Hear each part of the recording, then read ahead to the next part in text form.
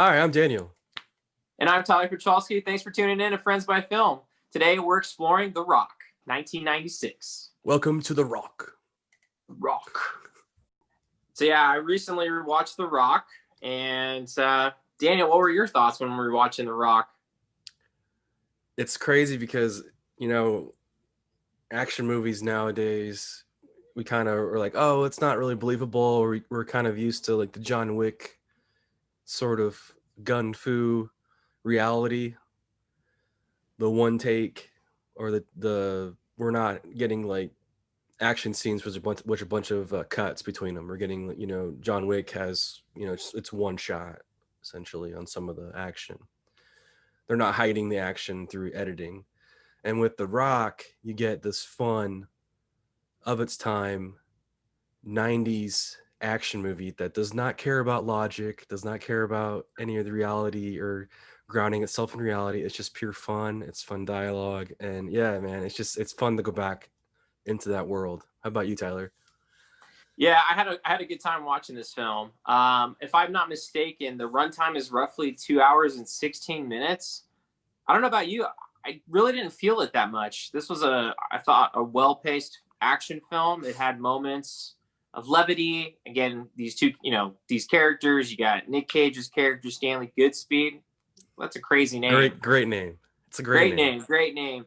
And he's paired up with John Mason, an escape artist who was one of the first, if not only, people to have actually gone through Alcatraz and escaped. No one really knows about that, and the government's been holding him secret, and there's other spoilers regarding that. I had a lot of fun. I was thinking to myself back when I was roughly 8 years old, about the time this came out. I remember watching this film and being like, this is such a badass film. Just this action. And I think the music, the direction from Michael Bay, just the silly dialogue. I mean, come on. Zeus's butthole.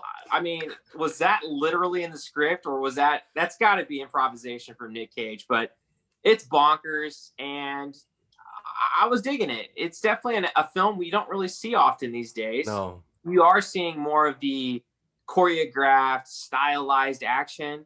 And granted, these are big set pieces, and so this is definitely of its time.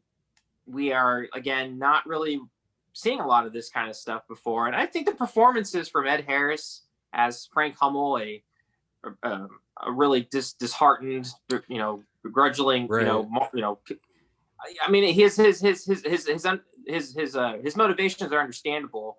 I think what was very fascinating was, you're a lunatic, He kind of reminded me of a more refined Bond villain, And I think it wasn't until the end, and we don't have to go into spoilers here, but I enjoyed the film. So yeah, it was a good film for me. Ed Harris does play like a Bond villain, which is interesting because, Connery played Bond, of course. Yeah. And what I liked about even the ending, you could jump right in and watch National Treasure after this movie. The way that it kind of ends with the whole thing going back to Kansas. But yeah, we won't go into spoilers, but it's just, if you haven't seen The Rock, I highly recommend it. I watched it on DVD. I don't have the Blu-ray, so that was an experience too in itself. So it was kind of a retro look. But yeah, why does this work so well now? Why does it hold up? I feel like it holds up because the cast is really solid, and the script is fun. And I think this is Michael Bay's, one of his best movies, if not his best. I mean, what do you think, Tyler? Why does this stand up for you still today on rewatch? I think you hit it on the nail. Honestly, I think it's the charisma of each of the actors, especially the auxiliary actors. You have the late John Spencer, who plays this, FBI director, or I can't remember what his formal position is, who has a vendetta against Mason. These are characters that, in their supporting roles, are really well fleshed out. They can some of them can kind of come across, one tone. I think that serves more of the action and the mechanics of that. Can't really flesh out every character, but every actor that's in the role really comes to this full stage. And so I think it's the acting. I think Nicolas Cage does a superb job of playing this biochemical doctor, know-it-all, Beatlemaniac, vinyl LP hipster kind of guy. That's aged well. That is aged really well. Yeah, I mean, think about it. Vinyl has outsold CDs at this particular point in time. Who would have thought? in the 90s, where LPs were literally probably on the back burner with CDs coming in. And so, yeah, and Sean Connery, the late Sean Connery, I think he does an incredible job of playing this role, Mason. Plays it with such gravitas, with such cojones. It's a fun role. These are fun roles. Ed Harris's character and those auxiliary characters to him are playing these mercenary types of people, and they have a little bit more pathos, I would think, But considering the I saw, you could see his motives though. I felt like his motives made sense for his character, like why he was doing what he was absolutely. doing, which I think that's kind of a lost thing we've seen lately in villains in movies. Hmm. Yeah, there's definitely there's some sympathy towards this particular villain, for lack of better terms, the antagonist, Hmm. and we understand where he's coming from. He's angry. He's got something to be angry about, and I only ask myself, if I were in his position, I'd probably be upset and I'd question things too. I doubt that I'd go as to the extent that he would go to. However, I understand. I understand it. I don't have to like it, but I Right. understand. And so that, as I think, as an audience, kind of plays into our feelings. And so we get to kind of see that unravel a little bit, again, without going into spoilers. I thought the action set pieces were incredible. There was some kind of goofs that I saw. There's a particular sequence where one of the characters has to stick a needle in their heart in order to avoid getting some sort of like detrimental effect from the poison. And then literally the next scene later, it's no longer there. And so, it's got some goofs. But Or the car chase. There, some of the cars they take some hits, but then they're fully new in the next scene. yeah, yeah, stuff like that. I mean, again, this is a movie that's really fast paced, edge of your seat. I enjoyed it. I enjoyed it a lot. You still have the Michael Bay style, the commercials and the action scene style of the way that he frames and composes his shots. So you can definitely see him going into Armageddon after this. Yes. The And I also score saw that you some Bad mentioned, the Boys. oh, go ahead, yeah, Bad Boys. Yeah, so there's a particular shot, I think, where Nicolas Cage gets out of his car right after that long car chase scene, and the camera's just below the waist, kind of looking up, and it's like revolving around the actor, just kind of in slow motion. That's totally Michael Bay. I was like, okay, Absolutely, totally yeah. Michael Bay. That revolving camera move, and so I could definitely see those things. And you mentioned the score too, the Hans Zimmer, and there was somebody else that was a co-writer on it for the score, but co-composer. But it's fantastic. It's a great score, and that really drew me into the movie at the beginning when they're doing through the cemetery and stuff. I just, you kind of feel the stakes. It's an epic score. Yeah, absolutely. It definitely propels the action forward. And I want to come back to, gosh, Michael Biehn.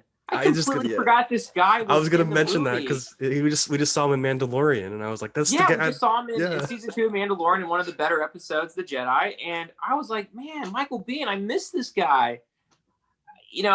That role was that role he played in The Rock. I can't remember his name, but it was great. oh yeah, Having to confront his own people, having this ethical dilemma and just conversation about really what it means to be a patriot, what it means to be loyal to the country, or just in general. And so, yeah, I thought it was great, man.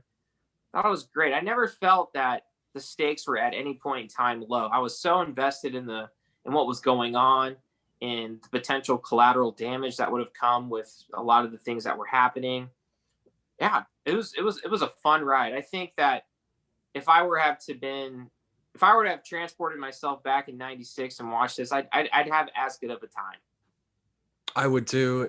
It feels like a video game too, in the best of ways. I feel like it's like a Grand Theft Auto in a way in some moments, and then it's also like Call of Duty in some moments.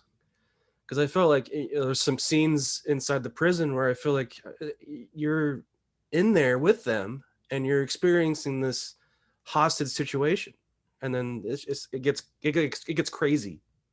Yeah, there's kind of elements of like Raiders of the Lost Ark, the Yeah. Uncharted, where you have to like go through like this kind of fiery canal, Mm-hmm. make sure Yeah, yeah, you're yeah, tying yeah. it right. So it definitely had that feel, and then it also there's a particular sequence where you have these characters who are pretty much underground, and then the people above realize, okay, we need to flush them out, and so they do what they can to flush out the sewer system, and it's just crazy bonkers action. There's insane dialogue too to go with it, which makes it a lot of fun. Mm-hmm. There's quite a few humorous moments and Mm-hmm. character building moments, particularly between Connery and Cage. Yeah, man, I thoroughly enjoyed it on rewatch, and it's one that I do revisit quite often. Where do you rank this in Michael Bay's filmography for you, Tyler? So I haven't watched a lot of Michael Bay's films outside of the Transformers series. I think I stopped Transformers after Revenge of the Fallen, so actually the Oh yeah, second one. I haven't watched the other understandable. ones. But I definitely enjoyed Transformers, the first one. I haven't seen Pain and Gain, and not quite sure what other Michael Bay films there are except for 13 Hours, which I've seen bits and pieces, and I've heard that's Bad Boys 1 and 2. There's yes, also which I one. actually haven't seen those. There's one with Ewan McGregor called The Island. Him and Scarlett Johansson. Yes, there's something about Um, clones or something. yeah, Yeah. it flopped, but I actually enjoyed that one quite a bit. Okay. So But I think by default, this is probably at the top for me. I think it's a great 90s action film, one of Nicolas Cage's best. And I honestly think outside of Bond, one of Sean Connery's best films. yeah, I haven't seen a whole lot of outside of Bond. I've seen The Untouchables and Last Crusade, which I put those two higher above The Rock. But he's got some. He does steal every scene he's in, and I don't think Mm-hmm. the movie would be the same if we didn't have Connery. I think it's one of the. I think it is Michael Bay's best movie, and I've seen probably roughly over half of his films. So unfortunately, I have sat through all the Transformers. Do they get any better as they go along? Absolutely not. I fell asleep one Absolutely. time in the last night, which I think that was the fifth one, Oh. and I woke back up and I wished I could fall back asleep. It was yeah. So it's Was a it's Anthony Hopkins, medieval ages kind of thing? Okay. yeah. He's having the time of his life. Okay. If we were to kind of go on a star rating out of 4 stars, I'd probably give this a good 3.5 stars.